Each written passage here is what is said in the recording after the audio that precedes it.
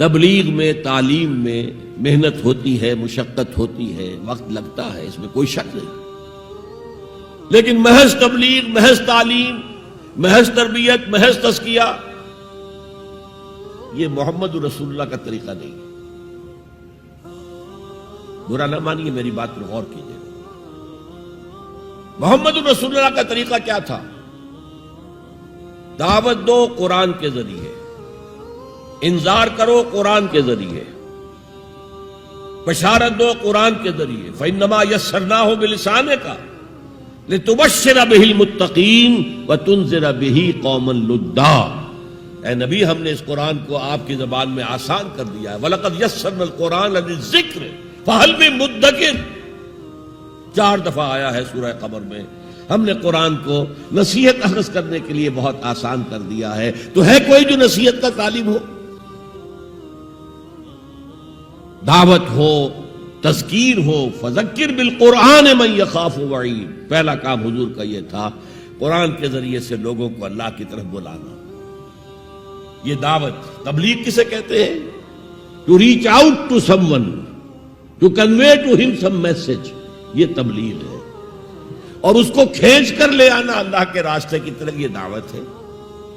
وَمَنْ أَحْسَنُ قَوْلًا مِّمَّنْ دَعَا إِلَى اللَّهِ وَعَمِلَ صَالِحًا وَقَالَ إِنَّنِي مِنَ الْمُسْلِمِينَ۔ اس شخص سے اچھی بات کس کی ہوگی جو اللہ کی طرف بلائے اور اچھے عمل کرتا ہو۔ یہ نہ ہو کہ وہ دوسروں کو تو نصیحت اور خود میاں فضیحت، یہ نہیں، اور کہے کہ میں بھی عام مسلمان ہوں، میں تم پر کوئی فوقیت کا دعویٰ نہیں کر رہا، میں کوئی آسمان سے نہیں اترا ہوں، میں بھی عام مسلمانوں میں سے ہوں، اننی من المسلمین۔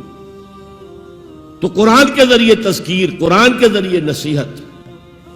یا ایھا الناس قد جاءتکم موعظۃ من ربکم وشفاء لما فی الصدور، یہی ہے موعظہ، نصیحت، اور یہی ہے شفاء لما فی الصدور، دلوں میں جو روگ ہیں ان کا علاج یہ ہے۔ وہدی ورحمۃ للمؤمنین۔ تو حضور کا طریقہ پہلا کیا تھا؟ قرآن کو عام کرو۔ جہاں آپ گئے قرآن سنایا۔ آپ کے کوئی خطبات ہمیں نہیں ملتے۔ جمعے کے خطبوں میں کیا کرتے تھے؟ کان للنبی صلی اللہ علیہ وسلم خطبتان یجلس بینہما یقرأ فیہما آیات من القرآن ویذکر الناس۔ یہ صحیح مسلم کی روایت ہے۔ حضور کے 2 خطبے ہوتے تھے، آپ درمیان میں تھوڑی دیر کے لیے بیٹھتے بھی تھے جیسے ہم بیٹھتے ہیں۔ اور یہ کس لیے تھا؟ شاید آپ نے کبھی غور نہ کیا ہو۔ یہ اس لیے نہیں تھا کہ حضور کو کوئی تکان ہو جاتی تھی۔ آپ کے خطبے بہت مختصر ہوتے تھے، لمبے خطبے کی ضرورت کیا؟ جو سامنے بیٹھے ہیں عربی ان کی زبان ہے، قرآن عربی میں نازل ہوا ہے، حضور کے قلب سے زبان مبارک سے ادا ہو رہا ہے، دلوں کے اندر جا کے اتر رہا ہے۔ لمبی بات کی ضرورت کیا تھی؟ بہت مختصر خطبے ہوتے تھے، لیکن پھر بھی بیٹھتے تھے۔ کیوں بیٹھتے تھے؟ یہ علامت تھی اس بات کی کہ یہ خطبہ جو ہے یہ ظہر کی 2 رکعتوں کا قائم مقام ہے۔ ظہر کی 4 رکعتیں فرض اور جمعے میں رہ گئی 2، بقیہ 2 کے قائم مقام یہ 2 خطبے ہیں۔ لیکن خطبوں میں کرتے کیا تھے؟ یقرأ آیات من القرآن، قرآن کی آیات پڑھ کے لوگوں کو سناتے تھے، وَيُذَكِّرُ النَّاسَ، اور اسی کے حوالے سے نصیحت کرتے تھے۔ بس اللہ خیر سمجھے۔ خطبہ نکاح ہے حضور کا، 4 آیتیں اس میں ہیں صرف۔ ایک سورہ آل عمران کی آیت ہے، ایک سورہ نساء کی آیت ہے، 2 سورہ احزاب کی آیات ہیں۔ آپ نے اپنی طرف سے کوئی وعظ کہا ہی نہیں اس میں۔ تو تبلیغ، تعلیم، تذکیر، انذار، تبشیر، سب قرآن کے ذریعے سے۔ پہلا کام یہ، پھیلاؤ اس کو۔ اب اس کے بعد جو آ جائیں قبول کر لیں شعوری طور پر، ہماری طرح نہیں کہ وہ صرف ایک نسلی قسم کا عقیدہ ہے۔ ظاہر بات ہے اس وقت جو مان رہے تھے وہ تو دل یقین کے ساتھ مان رہے تھے نا، انہیں پتا تھا ہمیں گھر بار چھوڑنے پڑیں گے، ہماری بیوی ہم سے علیحدہ ہو جائے گی، والدین ہمیں گھروں سے نکال دیں گے، اور مارے پڑیں گی نوجوانوں پر اور غلاموں کے اوپر تو جو بے پناہ سختیاں ہوئی ہیں۔ تو ظاہر ہے جب تک یقین دل میں کامل پیدا نہ ہو جائے کوئی بھی زبان نہیں کھولتا تھا کہنے کے لیے کہ اشہد ان لا الہ الا اللہ واشہد ان محمد رسول اللہ۔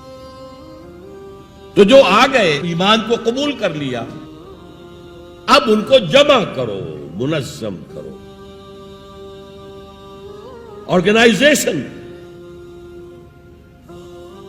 اس لیے کہ نظام کو بدلنا آسان کام نہیں ہے۔ کہیں بھی کوئی خلا تو ہے نہیں، کوئی نہ کوئی نظام ہے۔ ڈیموکریسی ہے تو وہ حاکمیت عوام کا نظام ہے، کیپٹلزم ہے تو وہ ڈکٹیٹرشپ آف دی کیپٹلسٹ ہے، نظام تو ہے نا۔ ہمارے پاکستان میں جاگیرداری ہے تو وہ جاگیرداروں کا ملک ہے، انہی کی حکومت ہوگی، اور سیاست ہمارے ہاں جو ہے وہ جاگیرداروں کا میوزیکل چیئرز گیم ہے اور کچھ بھی نہیں۔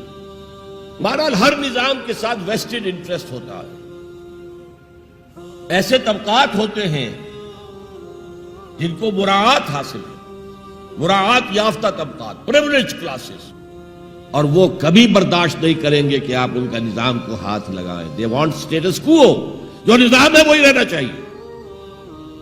تو نظام کو بدلنے کے لیے تو جانوں کا پھر ہدیہ دینا پڑے گا، لہذا منظم جماعت بناؤ، موب نہ ہو، ہجوم نہ ہو۔